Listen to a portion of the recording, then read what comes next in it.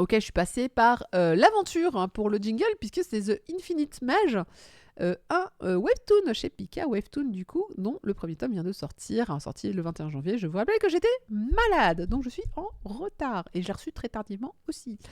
Merci Pika Édition, du coup, pour ce service presse. De quoi que ça parle, The Infinite Mage. Je suis censée le sortir en anglais, mais j'ai décidé que mage en français, c'était quand même beaucoup plus joli à dire qu'en anglais. Le mage infini. Alors, ne vous y trompez pas, le personnage de la couverture, vous ne le verrez pas du tout dans ce premier tome. Et non, puisque au tout début, tout d'abord, il y a un enfant. Voilà, c'est lui. Vous l'avez compris, ce n'est pas un isekai. C'est même pas pour l'instant un game, donc c'est pas un mode gaming comme Solo Leveling par exemple. Nous sommes dans un monde donc d'heroic fantasy médiéval et un jour un chasseur découvre un bébé chez lui. Il sait pas d'où ça sort, il est là. Même pas réincarnation, que dalle. Et ce bébé, il dit bah c'est notre bébé puisque lui ça faisait longtemps qu'avec sa femme il savait qu'il ne pouvait pas avoir d'enfant et ce bébé qui apparaît comme par magie. Eh ben, clairement, c'est le leur. Voilà. Donc, ils vont l'élever, mais malheureusement, ce sont des roturiers. Alors, ce ne serait pas un problème. Ce serait pas un problème si les roturiers avaient les mêmes droits que les autres, sauf que les roturiers n'ont pas les mêmes droits que les autres dans ce monde-là. Et notamment, ils n'ont pas le droit d'instruction à la magie. En tant que roturier, et lui notamment c'est un chasseur-cueilleur, hein, j'ai envie de dire, son rôle c'est, il coupe du bois essentiellement, il va chasser, bref. Métier de campagne, j'ai envie de dire. C'est très très mal de dire ça. Me le clipez pas ça, c'est sorti plus mauvais que ce que je vous voulais dire. Euh, Et dans le médiéval, je vous rappelle le contexte. Dans le médiéval, voilà, il n'est pas à la cour, il n'est pas à la ville. On est vraiment dans un coin, un bourbier très éloigné. Et les seules choses à faire, c'est de se nourrir, de chauffer, de faire du bois pour le feu. Et c'est à peu près tout. Et c'est comme ça que va grandir du coup notre héros, dont j'ai complètement oublié le nom, Chiron. Mais Chiron est heureux parce que ses parents sont très gentils et l'élèvent très bien. Mais Chiron, dès 6 ans, il sait lire. Et il est même assez intelligent. Sauf qu'il n'y a pas grand-chose à lire. D'ailleurs, les livres ne sont pas accessibles aux roturiers. Les livres sont accessibles aux nobles, et les nobles, vaut mieux s'en tenir éloignés. Donc du coup, lui, il a vécu dans sa cambrousse, et il a lu quelques bouquins. Et dans ces bouquins, notamment des contes, on parle de magiciens, de mages. Et il est là, oh, mais est-ce que la magie existe? Est-ce que moi aussi, je peux apprendre la magie? Il n'aura jamais réponse jusqu'à présent. Mais un jour, son père lui dit on va aller en ville. Et alors, je ne sais plus pourquoi il lui propose d'aller en ville, mais il lui propose d'aller en ville. Notamment parce que bon, il se pose des questions sur son fils. Et il se dit allons en ville, peut-être qu'un jour voilà, enfin, peut-être que ça peut t'aider à grandir. Donc, il est très jeune. Hein. Et dans la ville, en fait, il découvre un endroit incroyable. Il va découvrir une école de magie. Voilà. Bon. Et dans cette école de magie, il va tomber sur son directeur. Et comment il a appris à lire? Il est tombé sur un bouquin et il a compris. C'est pour dire qu'il est intelligent. Et en fait, dans l'école de magie, donc le directeur va le voir, il fait qu'est-ce que tu fais là? En fait, il avait compris que le héros, il était en train d'écouter, en fait, il est tombé sur comment on appelle ça? Le mur qui sépare l'école de la rue. Et en fait, il a entendu que ça parlait de magie. Il dit oh, mais c'est une école de magie, mais ça existe, donc du coup, il est trop content. Et le directeur dit hey, toi là-bas qui est derrière le mur, viens, t'as des questions, viens me voir. Et donc, du coup, ni une ni deux, Chironé, il enjambe le mur, il se retrouve devant le prof qui est en train de faire cours en fait, donc prof directeur. Hein. Et du coup, il lui dit ah, mais c'est dommage, t'es un roturier, t'as pas accès à la magie normalement. Et donc Chironé, il dit mais expliquez-moi, c'est quoi la magie? Et donc ils ont un petit échange comme ça verbal, et le professeur il comprend tout de suite qu'il est hyper intelligent. Il dit ah merde, en fait, il pourrait vachement. Si cet enfant n'était pas né roturier, il serait un excellent mage aujourd'hui. C'est dommage, c'est pas de chance, mais c'est comme ça. Mais quand même, il lui explique 2-3 trucs sur la magie. Il lui dit, la magie, c'est ça. Et notamment, pour faire de la magie, donc il lui montre un tour avec le vent, notamment, il le fait voler. Il fait, voilà, ça c'est la magie de vent, c'est trop bien.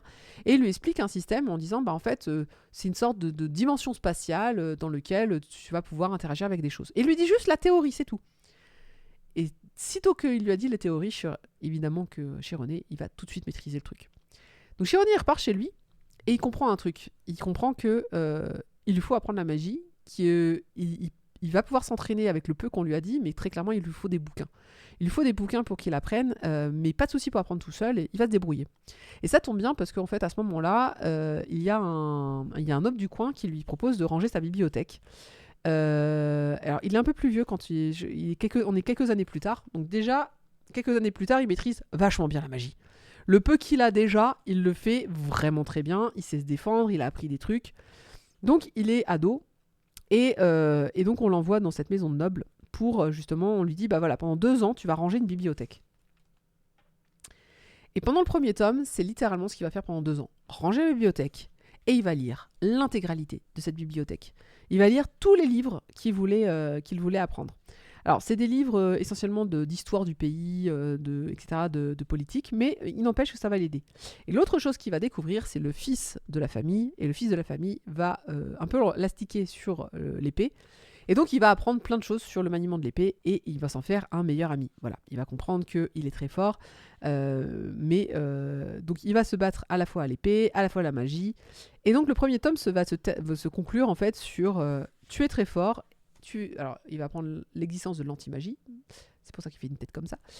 Mais on va vraiment, ce premier tome est introductif du personnage, de son enfance, de comment il va découvrir la magie. On est sur combien d'années ? Je pense qu'on est au moins sur 15 ans, 15-16 ans le premier tome. Bah, on le voit au début quand il doit avoir 6-7 ans, 7-8 ans par là, quand il découvre la magie avec le professeur. Et on le redécouvre, je pense qu'il doit avoir 14-15 ans, quand on lui demande de ranger toute la bibliothèque. Et il va durer 2 ans là-bas. Donc je sais pas, on précise pas quel âge il a, je crois, mais bon, voilà, ça donne à peu près une idée des âges. Je le sens venir que c'est un bâtard d'un noble. Alors, le père, à un moment dans le manga, émet l'hypothèse qu'il soit presque de sang royal, vu comment il est intelligent. Mais on n'en sait rien, et rien n'est dit à ce moment-là, et on ne sait pas du tout. Vraiment, gros mystère sur ses origines.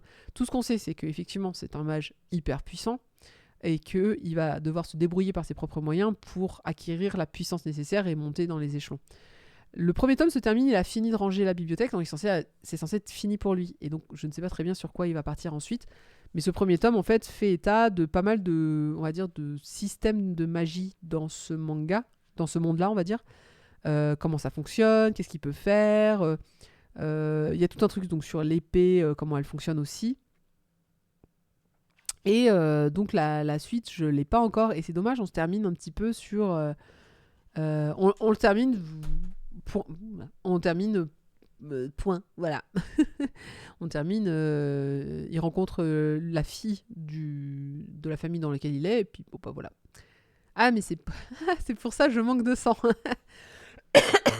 Effectivement. Le sang fait l'intelligent. Non, mais non. Tu manques pas de sang, du coup. C'est ça la fameuse méritocratie. Bah, on sait pas si c'est... Est-ce qu'il a des origines qui fait que c'est ça qui le rend intelligent ? Est-ce que ça se... Est-ce que ça se... Oui, est-ce que c'est dans le sang ? Est-ce que c'est... Dans ce monde-là, en tout cas, peut-être. On ne sait pas. En tout cas, c'est un premier tome qui est plutôt intéressant sur le système de magie. Alors, il est très simple, bien expliqué, bien narré. Tu comprends tout de suite le truc, tu sais comment ça fonctionne. Alors même si au début, j'avoue que l'échange entre le professeur et lui, j'étais là en mode, je ne suis pas assez intelligente pour comprendre. C'était très philosophique sur la magie, j'étais là en mode, vous m'avez perdu, je suis comme tous les autres élèves autour là, je suis perdu, largué.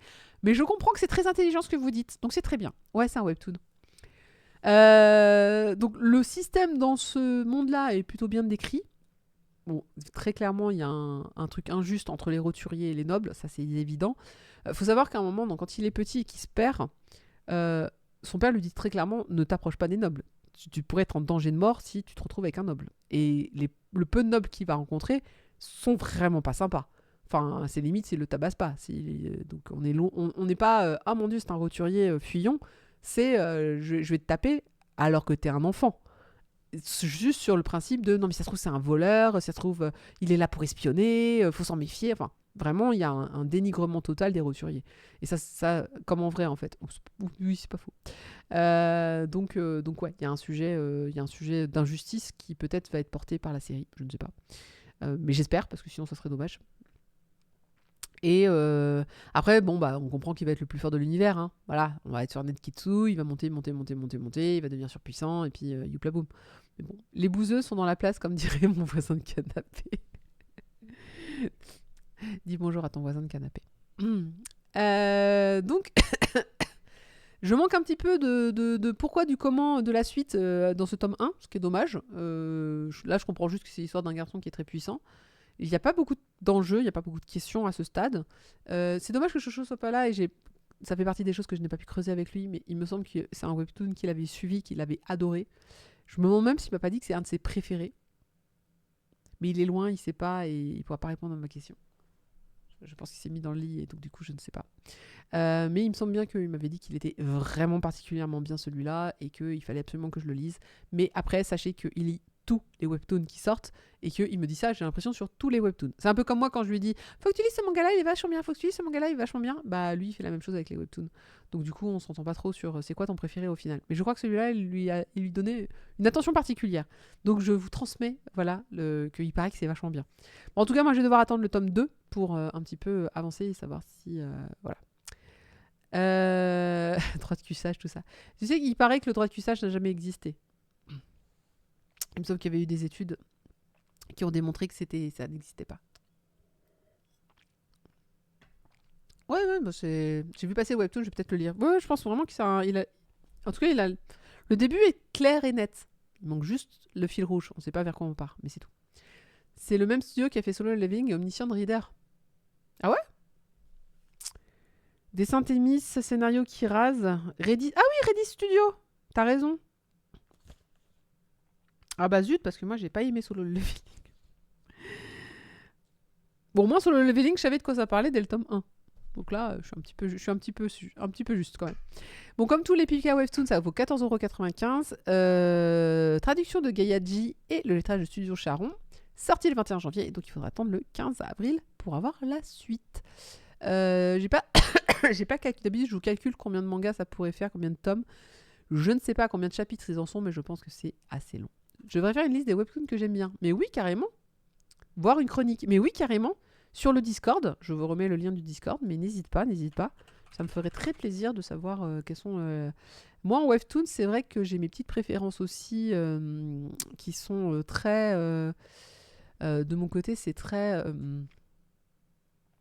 royauté... impératrice. Impératrice, clairement, ça marche bien chez moi. Donc... faudrait que je change un peu le... Il est beau, il est nouveau. Il est plus nouveau maintenant, ça y est, on peut dire qu'il est un peu ancien maintenant. Ça me tue que c'est Solo, que c'est quand même le pire des trois. Bah, moi, Solo, je comprends l'emballement, hein, mais ça n'a pas accroché. Ma voix est en train de partir, je vais vite avancer sur la suite des chroniques, du coup.